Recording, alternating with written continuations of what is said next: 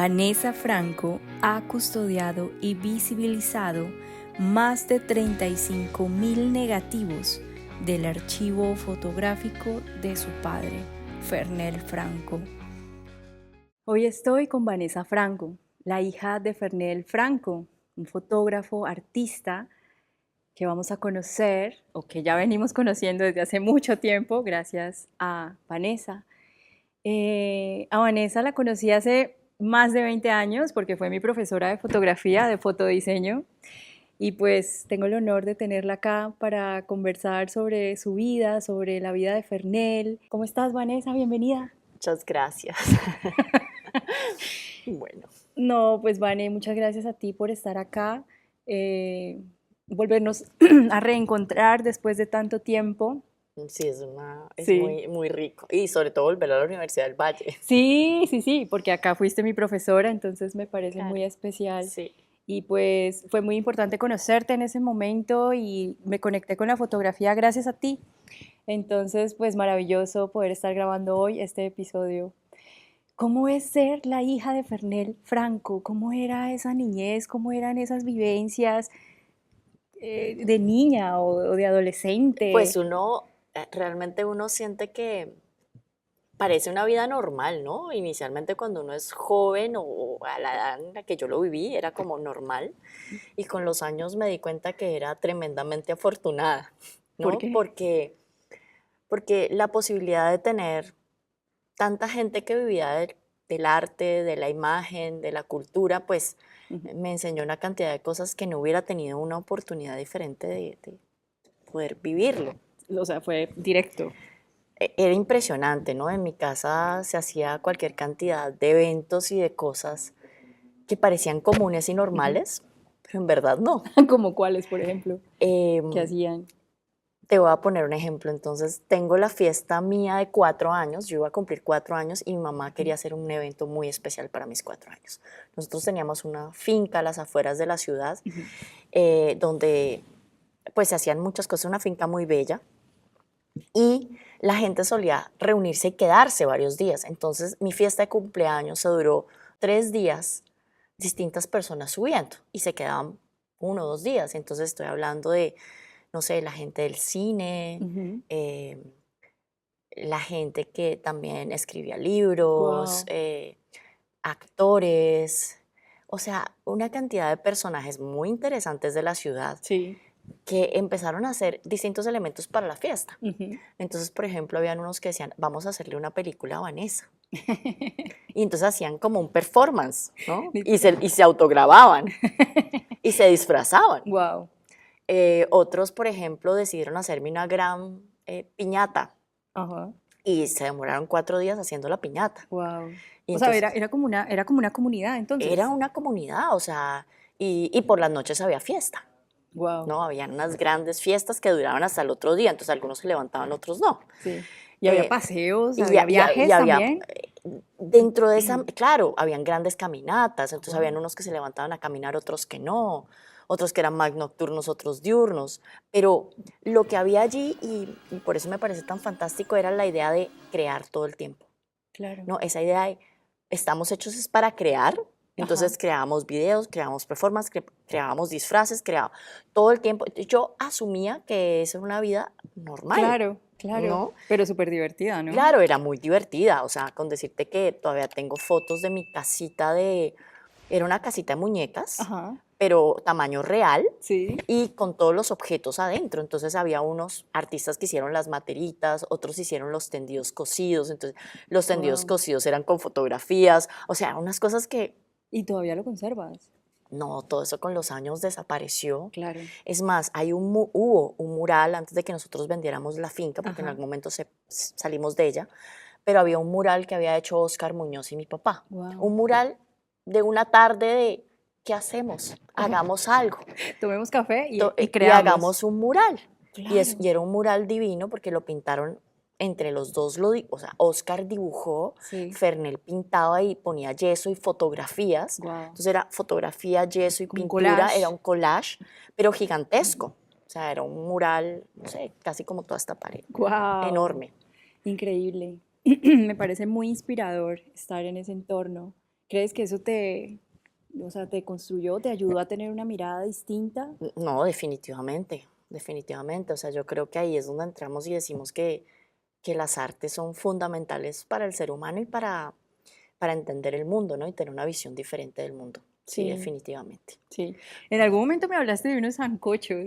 ¿Qué pasaba con los sancochos? ¿Cómo eran? Resulta que justo también en esa casa, mi papá había creado un gran laboratorio y era como un espacio de vidrio que además él soñaba con tener como un jardín de vidrio y ahí se hacían grandes sancochos. Y a esos sancochos pues tuvimos, si quieres te muestro imágenes Sí. de, no sé, Mayolo, Wow. Luis Y entre Ospina. todos Sí, no, cocinaban. pues realmente es como que se sentaban a charlar al lado del fuego con la gran olla de sancocho a charlar, a hablar. ¿Eran místicos? ¿De qué hablaban? Mm, yo no diría que la idea del místico de Goya, la idea de lo que eran ellos, era muy diferente, ¿no? O sea, yo pienso que la idea de, la gente siempre cree que es que ellos eran como que hablaban de cosas muy densas y muy cultas, ¿Como y, trascendentales? y no, era todo lo contrario, Ok. era lo más sencillo, simple, Era lo simple. común. Eran bohemios. Sí, pero hay bohemios, o sea, ellos tenían un dicho y es un poco odioso, pero ellos decían, o sea, cuando ellos veían un bohemio que se le pasaba los tragos o que se volvía, ellos tenían una palabrita que nunca se me olvida, que era petardos. ¿Y qué querían decir con eso? O sea, Petardo era como cuando alguien se volvía muy culto en medio de los tragos. ok. Entonces, como, O sea, se pasó intelectual. sí, como que se volvió tan denso que se volvió Sí. harto.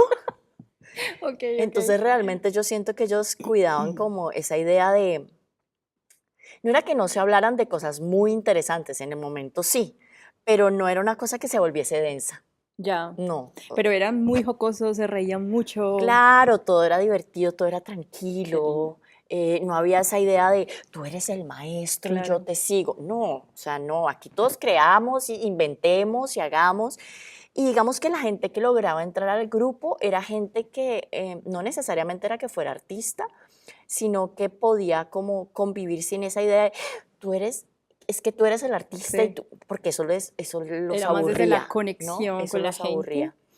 Ya. Por ejemplo, si en una ocasión yo estuve con Luis, bueno, unos años antes de morir, Ujú. y estuvimos en un cafecito, es más, estaba en España, no, en París. Estuve y me Ujú. acuerdo que hubo un colombiano que lo reconoció y quería tocarlo, y él era como,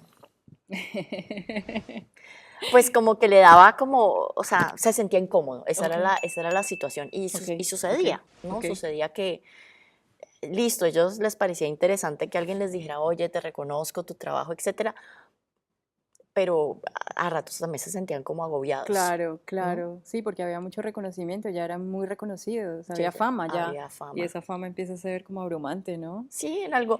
ah, Yo creo que ellos lo que querían era que tú les hablaras de cualquier Sí, otra cosa ok, menos de la ok, película y del. ok, Sí, ok. ellos les interesaban otros Como la temas. vida, otras Sí, cosas. Y exactamente. bueno, tu papá tenía muchas cámaras, ¿cómo era el entorno, digamos, en términos de fotografía, su laboratorio? ¿Cómo era ese entorno fotográfico en el que creciste? Bueno, él siempre decía que todos los equipos que él tenía, porque sí tenía mucho equipo, pero todos los equipos eran para la publicidad o para que convencer al cliente. O sea, que todos O los sea, tenían una equipos, función. los trípodes y todas esas cosas así que se veían como increíbles, súper Ajá, técnicas, ajá, eran para los clientes, para convencer a los clientes. muy bien. La tenía Eh, súper clara. sí, la tenía súper clara, pero realmente él amaba su camarita pequeña, su La Leica Leica. 50. Ajá. Esa era su Esa preferida, era su por lo preferida pequeña. y con esa hizo toda su obra. Increíble.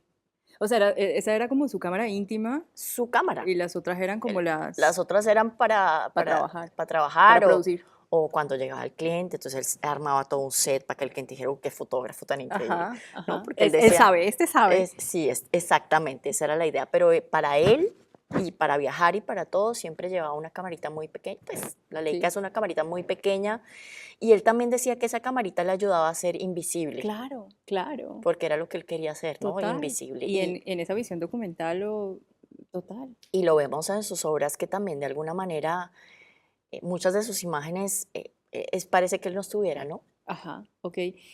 ¿Él te tomaba muchas fotos a ti? Sí, sí, nos Todo. tomaba a Ah, todos. ok. O sea, sí.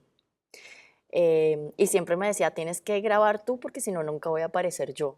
¿Y grabaste? Claro, grababa, Oh, qué bello, grababa. qué bello. Y tomaba fotos por eso. Claro que sí. ¿Hace más o menos cuántos años murió tu padre? Mm, en el 2006 En el 2006. tenía 63 años. Yo tengo un vago recuerdo, porque eras mi profesora, eras mi maestra de fotografía y me estabas inspirando mucho. Ay, en esa época todavía mi papá estaba vivo. Sí, estaba vivo y de un momento a otro muere en medio del semestre, ¿no? Universitario. Y recuerdo, tengo un recuerdo de ir a tu casa y ver muchos cajones con muchas fotografías de Fernel y tú estabas muy emocionada de, ya había pasado un tiempo, ¿no? De la muerte, obviamente.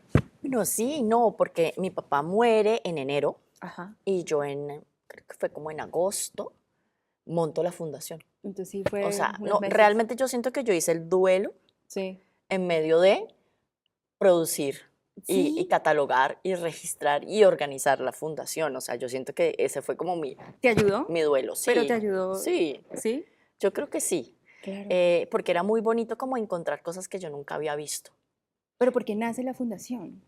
La fundación nace porque mi papá realmente, bueno, hay que entender un poco cómo ha sido su proceso como artista. O sea, él eh, inicia muy joven en Ciudad Solar, Ujú. ¿cierto?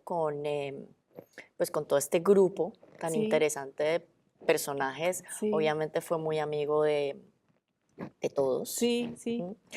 Em, y ahí él arranca pues con las prostitutas. sí. Esa obra lo va a llevar, esa y otras posteriores lo van a llevar hasta que se gana el Premio de La Habana, Ajá, Salón Nacional de Artistas. sí. Entonces había como un reconocimiento muy grande y más o menos, y en el 80 y pico, no recuerdo la fecha exacta, se gana el reconocimiento bueno, está la Bienal de La Habana, que es un reconocimiento increíble, Ajá.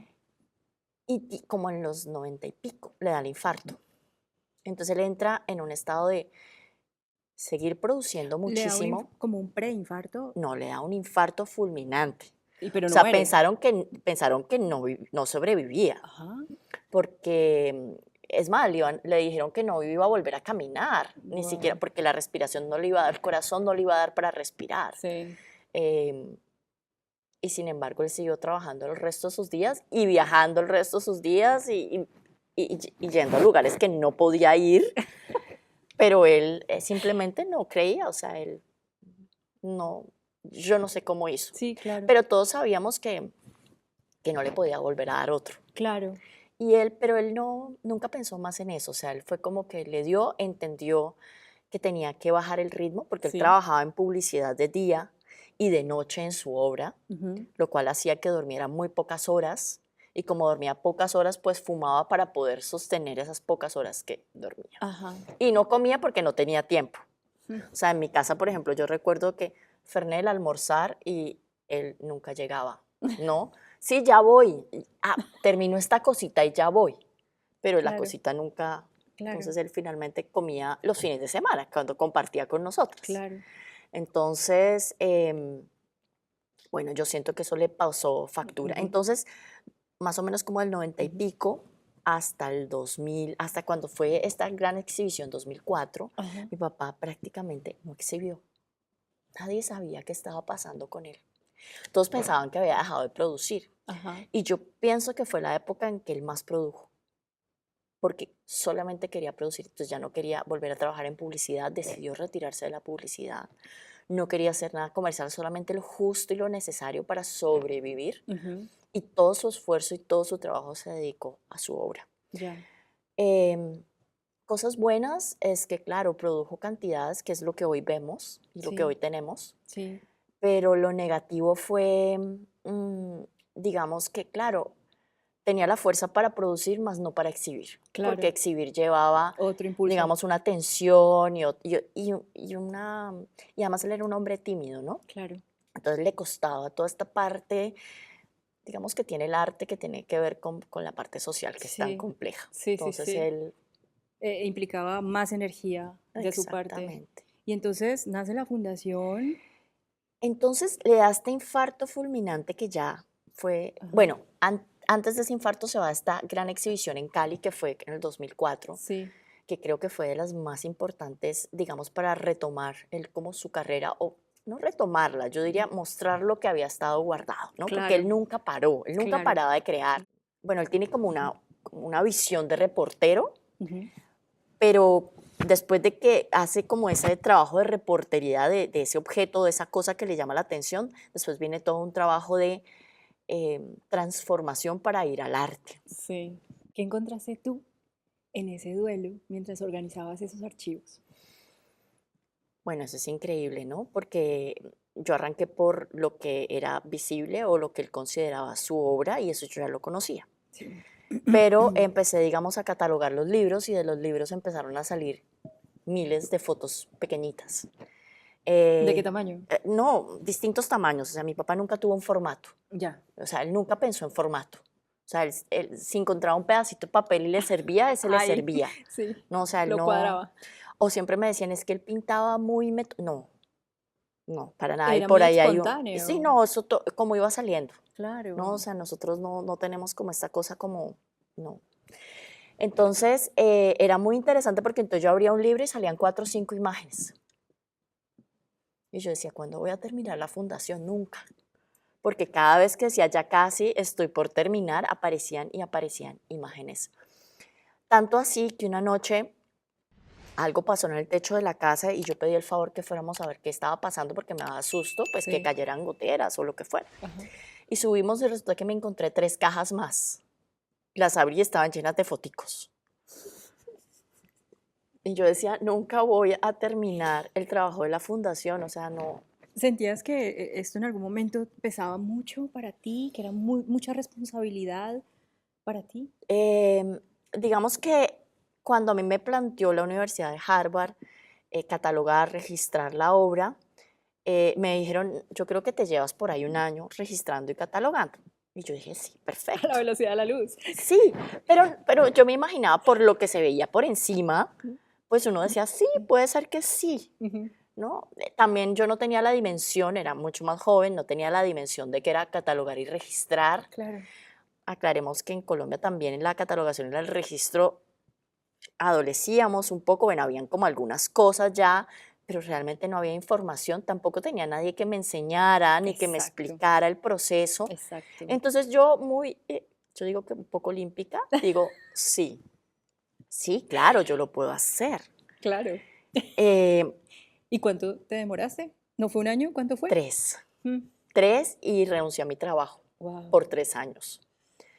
Entonces dejé de trabajar por 3 años, o sea, me dediqué solo a Y hacer, tenías que hacerlo. no había otra No manera. había otra manera. Y lo que te digo, o sea, contratamos, la universidad nos dio todo lo que eran los implementos, escáner, algo de presupuesto para las personas que trabajaban escaneando, Sí. que teníamos 2 personas, uno que escaneaba de día y otro que escaneaba de noche. Ujú. Bueno, cambiar todo de material, todo se cambió de material y ahí pasaron unas cosas muy interesantes y que yo digo que son a nivel, digamos, de conservación, son muy interesantes Ajá. porque es que nos mandaban material, digamos, libre de ácido, etcétera, Sí, importado, perfecto, sí. pero para tamaños estándar. Pero es que mi papá tenía fotos de 2 metros. Imagínate. Entonces yo decía, ¿y cómo hago yo para empacar imágenes de 2 metros, cada una en ¿Y su dónde las bolsa? tenía? O sea, ¿dónde las ¿No? guardaba? No, él las guardaba enrolladas por allí, Claro. pero como empezaron a aparecer tantas, Sí. ¿yo ahora qué hago? Con fotos de 2, 3 metros. Hay Sí. una de 6 metros. Wow. Mm, ¿Dónde la guardas? ¿Cómo la guardas para el futuro, para las nuevas ¿Te tocaba que generaciones? como pegar un montón de... No puedes ¿Cómo? usar pegamento. O No. sea, entonces, en esta investigación o esta desesperación, porque realmente era un poco eso, empecé a investigar como qué otros materiales Claro. habían libres de ácido. Y Sí. me encontré que había una tela que era como de enfermería, que era libre de ácido, y busqué un hilo que era libre de ácido y cosí unas grandes bolsas y ahí se metían las Wow. fotos y después Qué mandé a bello. hacer una planoteca especial para esas grandes bolsas. Ya me puedes dar una clase de archivo y Claro, conservación. todo esto era inventiva colombiana, digo yo. Wow, impresionante. Y lo que sí ha sido muy interesante es que esas bolsas han permanecido intactas y Intactas, funciona, perfectas. o sea, puedes patentar el... Puedo patentar el invento. Genial, me encanta. O sea, de verdad que sí, Wow. y han mantenido la fotografía, digamos, en buen estado. O sea, mi papá siempre mandaba a traer papel en rollos, Ajá. ¿no? Y estoy hablando de grandes rollos de papel y siempre se perdían 6, 7 metros de rollos de papel cuando pasaban por el escáner Wow. del aeropuerto, pero a él no le importaba. No, esas que se dañaban era parte como de, ¿qué vamos a hacer con esto? Hagamos algo divertido con Claro, o sea, esto. todo lo reutilizaba, no se perdía nada y Nada. era un artesano. Total, no, total. Te voy a poner un ejemplo. Una vez se le dio porque quería tener tintilla de la lata de una, o sea, en la casa de al lado habían botado unas latas y eran unas latas corroídas, Oxidado. oxidadas, y él estaba enamorado de la lata y entonces la lata terminó en la azotea de mi casa y él empezó a darse cuenta que con la lluvia empezó a soltar, Tinta, obviamente una un tinta, pigmento. un pigmento, y él estaba fascinado. Entonces después, obviamente esa tinta pintamos una pared, después obviamente mi papá nunca le dijo no a ningún tipo de tinta que pudiera ir o que se le Wow, pegara a la qué fotografía. bello. Él realmente experimentó todo lo que había, o sea, le encantaba una pintura de pared para pegársela a la foto, para ponérsela en la foto, o sea, no, Qué bello. O sea, realmente era un artista plástico con la total, no, fotografía. total. Por eso yo digo que hoy una imagen de Fernell es que es única, es que es una pieza única, no es reproducible. Sí. No tenemos forma de reproducir, ¿no? ¿Y heredaste todo esto? Sí, Total. total. Pero bueno, mi travesía ahora es buscar que no se quede en el olvido, o sea, que no Ujú. se pierda su trabajo y digamos que esa idea está planteada en que salga obviamente en libros, principalmente libros de colección de fotografía, que bueno, por eso te traje aquí Sí, hay algunos. varios, ¿no? Hay Hay varias varios, publicaciones. hay muchísimas Muchas. publicaciones ¿Cuántas hoy más en o día. menos? Impresas. No, pues es que justamente ahora se están imprimiendo otras, o sea, Es ya algo que todo el tiempo que se está todo el tiempo se reproduciendo. está reproduciendo y están saliendo muchas cosas, sobre todo porque ya la obra logramos, y eso fue un logro después de la muerte de mi papá, Sí. que la obra se volviera internacional, Claro, ¿no? sí. Entonces la tenemos en grandes colecciones. El Reina Sofía tiene Mm, una colección importante de mi papá, em, la Fundación Cartier en sí. París. ¿Cuál es tu mayor satisfacción en todo este camino que ya lleva más de 2 décadas? Personal. Yo creo que primero que no se perdiese la obra, porque yo sí sentía que mi papá había creado una obra enorme y con un talento increíble. Sé que en Cali hay fotógrafos extraordinarios, eso nunca lo he puesto en duda, pero siento que él siempre estuvo como calladito y a la sombra, ¿sí? Entonces siento que haber mostrado todo ese bagaje que tenía era increíble.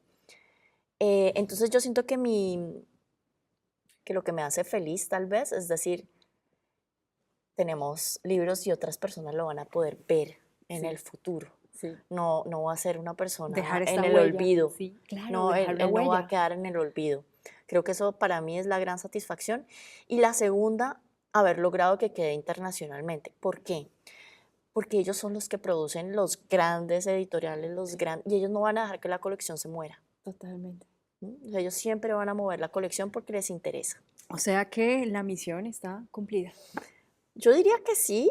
Bueno, siempre hay muchas cosas por Mm. hacer, pues ahora está todo el tema de que todavía tengo un gran archivo, sobre todo no, es un archivo enorme, Estamos hablando de 36.000 negativos, sí. negativas. Sí, yo me rasco la cabeza porque digo, yo no sé a qué horas hicimos todo eso. Y te voy a decir una cosa, todavía tengo por ahí unas 5 cajas llenas de negativos que se llaman festivales, salsa y otros. Y tengo otras 2 cajas que se llaman Amigos, Fiestas y Paseos. Bueno, más libros, más posiciones y más... No, Vale. pues ya digo yo, bueno, no sé. No, creo que ya no me va a alcanzar la vida. Vane, muchas gracias Ay, con mucho gusto. por estar acá, por compartirnos estos detalles íntimos que de alguna manera todavía nos sorprende, todavía nos fascina conocer, no solo de Fernel, sino que es a través de ti. Y la manera como tú lo transmites es muy especial. Entonces te quiero agradecer No, pues, por eso. con mucho gusto. Este fue otro episodio de nuestro podcast, Fotogramas Ocultos.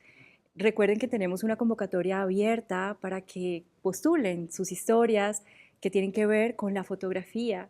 Estaremos aquí pendientes de seguir grabando y nos vemos en un próximo episodio. Muchas gracias.